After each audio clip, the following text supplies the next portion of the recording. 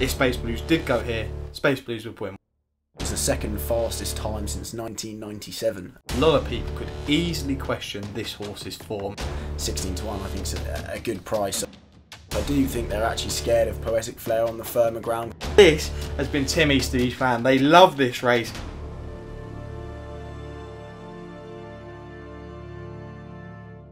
Hello and welcome to the Next Gen Racing YouTube channel for our weekend preview, where we look at Saturday and Sunday's action and try and find you guys a couple of winners. And last weekend, Jack and I both tipped up Waliak for the Roger Varian team, who are going very, very well. We tipped the horse up at 8 to 1 and the horse ended up going at evens. I know that when we put these previews up that we are looking at kind of anti-post prices, and we will get to a stage where our previews come out a little bit later, mean that we get full entries. But at the moment, we go on what we are given. So we're going to be looking at the likes of Newbury. We're also going to preview the big handicap, the Great St Wilfrid at Ripon. And then we're going to look over at Deauville on Sunday for the Great Prix Jacques Le Marois, which is going to be a cracking race. I know, my French accent. I mean, I'm sure clip, we're going to get a funny clip out to everyone come the Arc, and Jack knows exactly what clip might come your way. But we'll see whether that clip makes it on Arc Sam weekend. attempting to be French in some I think it's a great effort, but that will come out potentially as a little treat for you guys come Arc weekend. But let's get into the action, Jack. And we'll start off with Newbury, and it's the 220, which is the Geoffrey Freer Stakes. It's a Group 3 over a mile and 5 furlongs, an extended mile and 5 furlongs. Huckham is your favourite here, 11 to 8. You've got Illarab 2 to 1, Golden Pass 7s, Red Verdon 9s, Pablo Escobar 10s, Sleeping Lion 10s, Without a Fight 12s, and 16 to 1 bar those. Jack, Huckham is the only course and distance winner in here and did look very impressive at York the last day in the Silver Cup Stakes. He's definitely a worthy favourite. And Illarab was very disappointing in the Hardwick last time, obviously off an unbeaten run and then finishing 8th in the Hardwick behind wonderful tonight. You love that horse, so I just thought I'd get a name in. I love it. But yeah, do you think it does revolve around the two favourites here, or do you think there is something that could take them on, you know, outside of those, the kind of the 2 to 1 up to the 7 to 1 on Golden Pass? Yeah, I think the race is just going to be perfect for Huckham. I mean, if you look last time at York, they went a sedate early gallop and he had this powerful, lengthy stride to lengthen away. And I think it was a length and a half at the line. That by no means flattered his domination over the rivals. I mean, the rivals weren't anything special. You have Outbox in there. I think Away He Goes was in there as well. You, of course, finished second in the Goodwood Cup.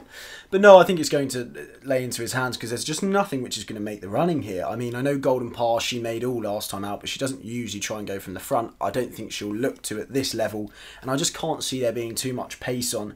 So I do think that it will just fall into Huckham's hands. I mean, I haven't really warmed to Illarab. I don't know what it is. I haven't. It was in the Hardwick. I don't think he had too many excuses. I think he got the forecast ground, as you said. Yeah, exactly. But I think he's got a £3 swing in his favour, but he'll need a lot more than that to try and overcome Huckham. Golden Pass is intriguing, isn't she? But I mean, she's got to show a lot more than she showed at Newmarket. But I think it does revolve around Huckham. Will I be going mad at 11 to 8? Absolutely not. I don't really think there's too much of a betting race. I think 5 of the last 12 favourites have won, and Huckham's going to make it 6. Okay, yeah. At the 2 at the top of the market, I was definitely with Huckham. However, you mentioned a horse there that I do think it's not going to be easy for her to win, but it is Golden Pass. Now, Hugo Palmer's strike rate, I mean, he obviously had Ebro River over at the Curragh, but he's going at 32% in the last 14 days, and he's absolutely flying as a trainer. I just think this horse, she's gone up £19 since September last year. She's really been improving, and a very consistent horse as well. I mean, only outside the top 3, I think, once. But the ground, in terms of going, it does need to be good or good to firm come this weekend for this horse to have any chance, in my opinion. I mean, at the moment, we've had a fairly dry couple of days. I think Saturday we might be expecting a bit of a rain around the Newbury area, but she beat Free Win the last day. That horse there was unbeaten after her debut run, and I just think potentially this horse is just improving steadily, and I do think that she might just put it up, especially with the strike. If it does come up good or good to firm, I think we've got good at the moment. Yeah, I think if we do get good ground, I think I would give her a chance. I think in a match bet against Illarab, I'd actually fancy her to beat Illarab. But I think that Huckham is going to be very difficult to beat. But I would give Golden Pass a decent chance for a very red-hot trainer in Hugo Palmer. The Hungerford Stakes is probably the big race of the weekend from the UK. It's the 330. It's a Group 2 over 7 furlongs. Alsa Hale is your favourite here at 5 to 2. Jack and I will get onto the favouritism in this race in a second. But Space Blues is 4 to 1 for this race. Jack will say likely to go for the City of York Stakes, but is still in here. Danyo is 6 to 1. Mutakyle is 6 to 1. Mutasabek is 7 to 1. God, there's loads of complicated names. Sacred is 8 to 1.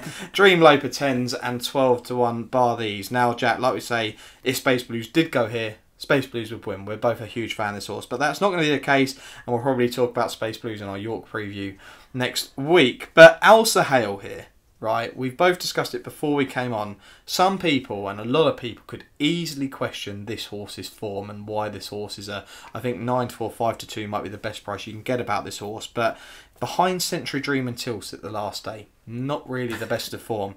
Was beaten by an ageing Lord Glitters prior to the run where, you know, he finished last in the Dubai Turf. Is he really that good? Why do you think we've seen... There has been money for him. Why do you think we're seeing money for this horse in this race? Is he just potentially...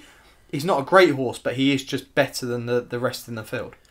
I don't think so, personally. I mean, he must be showing an awful lot at home. Yeah. They've sent Space Blues elsewhere, which I think's...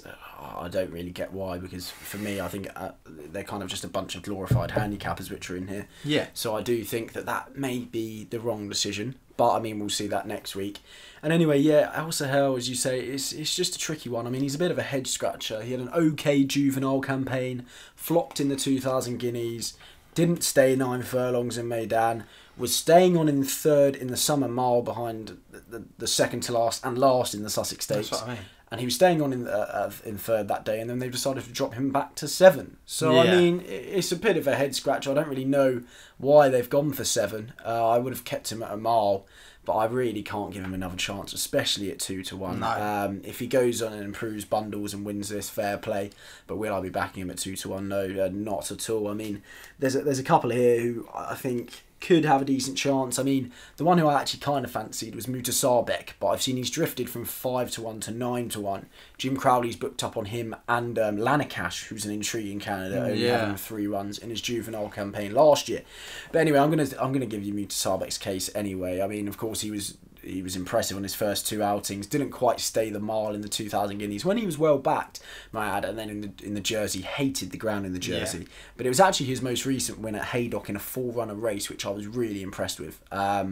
He showed quite a nice turn of foot to get away from his rivals there. It was a bit workmanlike up until the last furlong and a half, but he stretched away at the line. I mean, if you compare the time to everything else on the card, I mean, I know there was nothing that impressive on the card, but I mean, it was very impressive. I mean, in similar conditions at Haydock, it was the second fastest time since 1997 over 7 furlongs. History stats. Yeah, now. exactly. God, you come out with everything. Yeah, I know, they're all coming out. But no, I think he would have a great chance at 9 to 1. Is he going to go? Probably not, so I'd wait till he gets declared before getting on board. And if not, I think Danya has a decent chance. Of course, won at Ascot in the big handicap, beating Motakayao last time out.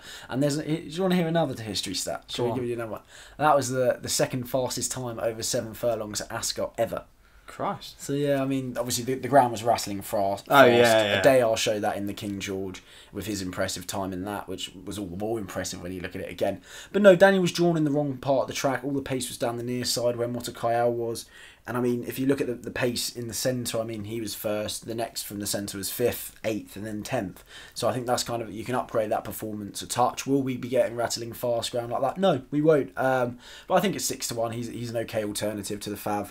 And I think Motakayao, I mean, 5-year-olds haven't won this. It's 10 of the last 12 with 3 or 4. So I think Motakayao, last time out, because I messaged you in the prelims, because he looked so relaxed. He looked cool. Yeah, I remember. He just looked like he was better than everything else in the race, the way he was walking about in the parade ring. But I mean, he may have just had an off day because he kind of looked like he was plodding along for the last furlong and a half. So will he bounce back to his Bunbury Cup form? Perhaps. I doubt it though. If Mutasabek goes, I'd like him, but if not, it'd be Danya for me. Yeah, it seems like one of those races, and like I say, I mean, all week I've kind of had my head on Space Blues, a bit like yourself initially.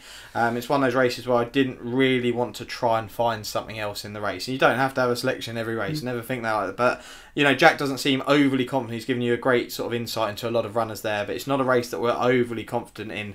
We'd love to have seen Space Blues romp up here, but we can talk about Space Blues plenty on our preview next week for York. But, yeah, an interesting one. I mean, Elsa Hale, the only way I'd be backing a horse like Elsa Hale potentially, if he was around 6 to 1, he may be worthy of a potential play. But I just don't think that at that price it's not the price he should be for what he's got. Do you know what I mean? I I wouldn't even. I mean, the fact fact that, like you say, a glorified handicap could be the favourite in this race. I mean, I'd probably make Daniel or someone like that the So favourite. why do you think he is 2-1? I mean, of course he costs what, Yeah. 1.1 million guineas. Yeah, and at one stage I did think when I think I watched one of his runs and thought, God, yeah, this could be a potential star for the Appy I think he was stable. second to Military March, wasn't he looked like at one stage he could have the potential to be a really decent horse, and maybe just they've decided 7 furlongs is his trip. But Appleby has got so many that can specialise over this trip, but I just don't think I think he's got better horses that could run over 7. Even Dubai, I don't know if Dubai's been left in here, but Yeah, I'd rather have, in my opinion, looking at it, I'd rather have Dubai over Al Sahel in here, and I'd have more confidence over the trip in Dubai than Al Sahel. But maybe they're just thinking the yard. Maybe something's come out saying that 7 furlongs is a specialist distance. But it's not a favourite. I'd be, some people are very confident backing favourites, but I can't see anyone really giving a good case to why they're massively confident in backing this horse. But it does look an intriguing race. Let us know down in the comments who you're fancying for the big race in the UK, the Hungerford Stakes, this weekend. And we are going to preview, Jack and I wanted to preview a race that's fairly open. It's Ripon. It's the Great St Wilfrid handicap. It's over 6 furlongs. It's a Class 2 handicap. Mr. Wagyu, the Goodwood winner, is 8-1. Desert Safari is 9. Staxton is 9s. Bouchala is 10-1. Soul Seekers 10s. Lampang Music Society, Lincoln Park 12s. And there's plenty other horses at similar prices. It's so open, Jack. Now, I actually like a horse in here, and I was debating whether to choose him, and it's a Ripon specialist. Do you know what I'm going with? No. Who? Oh, right. So it's he's £4 higher than his win last year, and it's Staxton. Right. Picking a favourite. Well, you say favourite. The horse is, what is he? I've got here, he's 9-1. You might be able to get bigger. He's 9-1 here. I might be able to get bigger, right? Staxton's run here. The favourite in a 28 runner race, Sam. It's 9-1 the field. And you okay. Just listen, right? He's running this race twice, okay? 5th in 2019. He won this last year. He's run at Ripon 6 times. He's won his last 3 runs at Ripon. He loves this course, right? Prior to that, like I say, he was 5th in 2019. He was actually off £7 higher in 2019. So he has been dropped since his run from 2019. He was £4 higher last year when he won this. So he has every single shot, and he was 2nd here 2 starts prior. So he's always been up there in the placing. He loves Ripon, Staxton. I think that this horse here, he's been slowly, just this season, he won at the start of the season, he's just slowly dropping down the weights. Just slowly dropping down. And this has been Tim Easterby's plan. They love this race. Staxton is going to go and win this. I think this is one of my more confident selections this weekend from the racing. I have got a nap of the weekend, but I think this is one of my more confident selections. I do think that Staxton's just going to run his race. I'd be shocked if he's not there or thereabouts at the finish for a horse that has this much consistency around here, and he's lower than weights that he's had in previous races. I think he's potentially the one that's going to win it. But you can take the mick out of me for picking a favourite, but if I think the horse is going to win, that's it. I mean, I would love to be able to find a 33-1 shot in here, but I went and looked, but I think that you're taking on Staxton. Fair enough. How do I follow that, eh? I know, you yeah. jumped me there already. Yeah, well, you've got to find a course specialist. Yeah, well, I actually have 2 for here, including a nap. Oh, your nap My nap comes of the here week for the comes weekend. here. Yeah, okay. So I'll give the first one, and that's Desert Safari at 10s. And that's because, more than anything, I would kick myself if he goes to win this. I've tipped him up the last twice. At Goodwood, when he was 3rd to Lord Ridderford on the first day of Goodwood. And then he was travelling like an absolute dream in the Stewards' Cup. Didn't quite get home over 6 on soft. Somehow he didn't win last week at the show. No, it's mad how many runs he's had. Yeah, I know. In the last 3 weeks, he's coming up to 4 runs now. Exactly. That's the thing. When's it going to start taking its toll on him? That's the thing. But he's only been raised £2. It's a very workable mark. Franny Norton's been jocked up. I think 10-1's an okay price, and I would kick myself if I didn't give him a mention. But for me, Lampang at 16-1 is going to be the nap of the week. I think 16-1's a decent enough price. He ran well in the Wokingham, of course, was 2nd on the near side, but was 10th of 21. Punchable Flyer just finished ahead of him. And it was the same old story in the Stewards' Cup, except this time he was slowly away from stall 5, gave away 5 or 6 lengths from the off, got himself back into contention on the far side. There was 7 of them on the far side. Finished 4th of 7 on the far side. But I mean, if you look at the far side, I think 9th was the closest to anything there. So 9th was the first home on the far side. The pace was all drawn on the near side, as you saw with Comanche Falls winning. Lampang's off the same mark as that. I think the sounder surface is going to to, and he did win here on his second start over course and distance by 5 lengths. So I think 16-1, I think he's on a workable mark. He's just been quite unlucky with where he's been drawn, and 16-1 I think is a good price. So hopefully there's the nap of the week. And there we are, nice, potentially decent each way you nap in Lampang for Jack, and he's also given a mention for another horse who's right at the top of the market. He's taking the mick out of me in Desert Safari. So yeah, you should never have even mentioned. You should have just kept with Lampang and just left it there. Really, I mean, that's the one too. We could. That's the one too. You can have the 1, 2, 3 if you want. Just whack Stacks in first, and then the other two will come second and third. But yeah, that's going to be our selections for the Great St Wilfrid Handicap. It does look a really intriguing race and really tough to find the winner. A sprint handicap is always horrible when there's multiple runners. It's not easy. I mean, I think we were at the Stewards Cup there, and I think my girlfriend was the only one that found the winner of the race. And she doesn't even watch much racing, so there we go. That's the way it falls. So I might text her to see who she fancies for the Great St Wilfrid this weekend, and yeah, I'll let you know. We'll move on to Sunday now, and there's no sort of racing from UK and Ireland we're going to preview, but we are going to look at the Group 1 at Deauville, which is the Prix Jacques Le Marois, and we see Palace PIER here, who I think is best priced, maybe 10-11 for this race. Poetic Flair's in here at 4-1, Alpine Star 13-2, Max Swinney's 10-1, Victor Ladorum 10s, Midtown 12s, Mother Earth 12s, and 20-1 bar these. Jack, the one thing I would say in this race is Jim Bolger's got 2 in here at the moment, Max Swinney and Poetic Flair.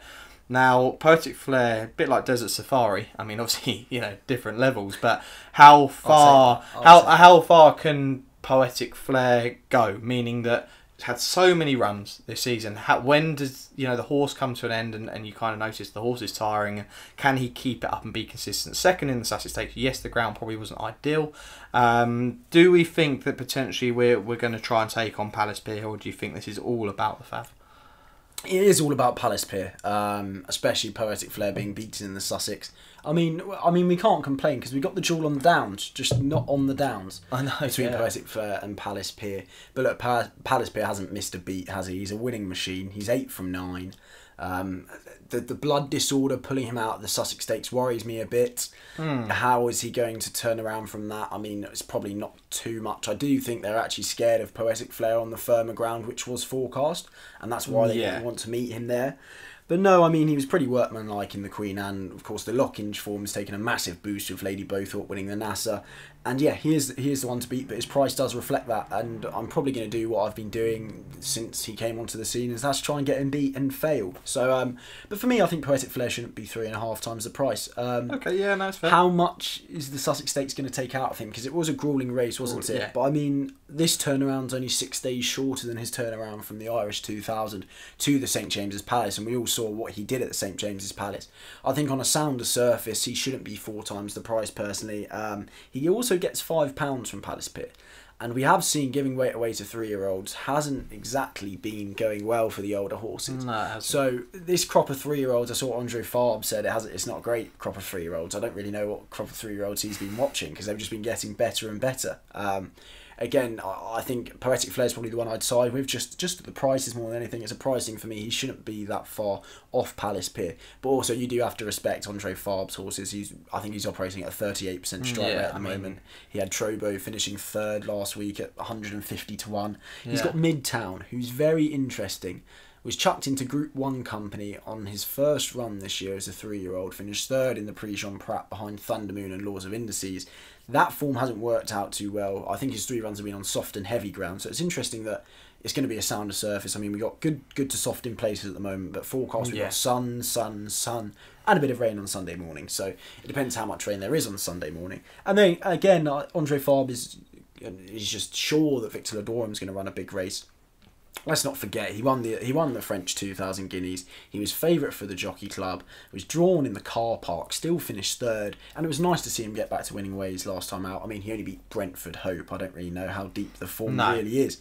Not really. But I think you do have to take the French horses seriously. We saw that last week with Mariana Foot. But for me, I think I'm going to take Poetic Flair to dethrone Palace PIER. Okay, yeah, and a horse that did run a big race in this race last season was Alpine Star, for the Jesse Harrington team. Not really the best comeback run, but it was one of those where I can't remember what the horse opened up at, but the horse drifted right, and it went off, I think, sort of 4 to 6 or something like that, 4 to 7. I don't know the exact price, but a massive drift happened. I know we saw that on Tarnawa for the Ballyroan. That was a huge from 8 to 1 on all the way to 2 to 1 on. But I just don't know if Alpine Star was fully fit that day. Do you think Alpine Star star could potentially really sort of upgrade and really take on Palace PIER? Because she's fascinating. You know, second in the Opera last season behind Tarnawa. I just... You couldn't be backing with any confidence after the last run. That's the only issue. For me, the big question is the trip. I mean, she was running over a mile 2 last time. Yeah. So dropping her back to a mile here, I don't really know what kind of indent she's going to have on Palace PIER. Of course, she gets weight off them. She's a 4-year-old now, so she doesn't get that 3-year-old allowance as well. So I'll be intrigued about the drop back in trip from a mile 2, really. It's going to be interesting. I mean, the one that I'd like to see run here, who I think will run a big race if going, would be the other Jim Bolger horse. That's Max Winnie.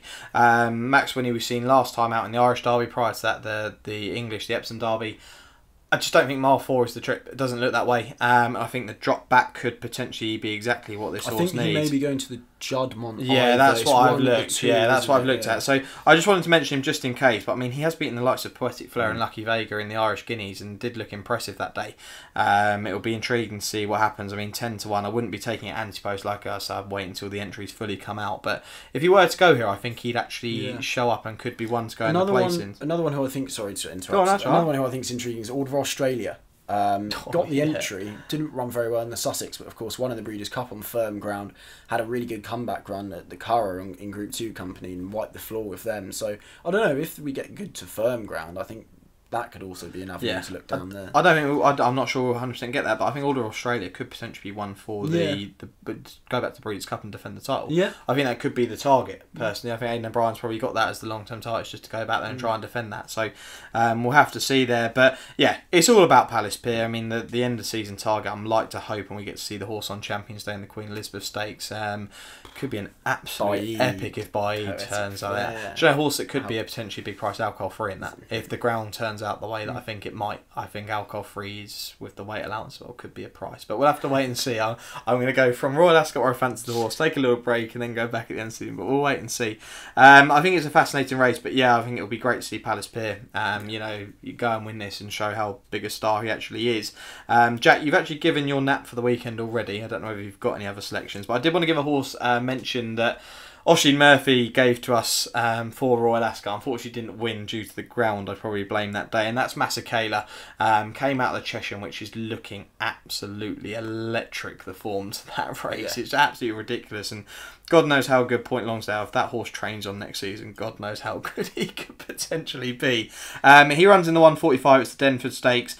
Like I say, didn't run his race in the race at the Cheshire at Royal Ascot due to the ground, but second to Native Trail last time, an unlucky second. Did look at one stage, maybe just a little bit further, and Oisin might have just got his nose in front. But yeah, looked very good in Superlative Stakes, and I think Oisin was completely right. This horse has got talent. Maybe he's just going to improve steadily, but I definitely think Masekela, although being an 11-8 favourite, Will Buick's going to be on board. That's going to be a bit of a shame for Oisin. It's not going to be nice to watch for Oisin, but Oisin knows this horse has got talent. I'm sure we'll see him on this horse later in the season, potentially as a 3-year-old. But William Buick's got a couple of days while Oisin's got a band to try and catch up. But Oisin's been absolutely flying, so good luck trying to catch it. I wouldn't be backing the title race anymore. I think it's done. We've only got what a few months left until Champions Day now, so it's not going to be easy if Oisin stays fit and doesn't get any more bans like this, which I don't think he will. I think he just made a silly mistake and even admitted to that, but I don't think he'll be able to be caught. And Buick's going to probably every so often be sent elsewhere, especially on the big Saturdays for big rides and stuff like that. He could have a big York potentially, Buick. Godolphin, that they've got some decent runners, so we'll have to wait and see. But yeah, that's it for our weekend preview this week. We're actually going to be back with you guys. Well, we're going to hope that we can get back to you on Monday night for our York preview. Like I say, we just pray. Actually, Sunday looks quite good. We might be able to film that outside. I might have a really good looking video for you guys for our feature video. We're going to be previewing sort of around 8 races, some of the big races, and sort of cap things off with the E-Ball, and hopefully Jack and I can find the winner of the E-Ball, which I've actually been looking at today, so I'll give no clues, but it might have come from Goodwood, but we'll have to wait and see. But yeah, if you want to see anything else on the channel in the future, do let us know and put it down in the comments, because we're more than happy to do so, and we're thinking of ideas coming towards the back end of the year. There's some different stuff we can do that will keep you guys engaged and stuff that you enjoy. Do subscribe if you haven't already. We've hit 700 subscribers, so thanks very much for that. Give the video a like, and like I say, we'll see you on Monday night for our York E-Ball Festival preview.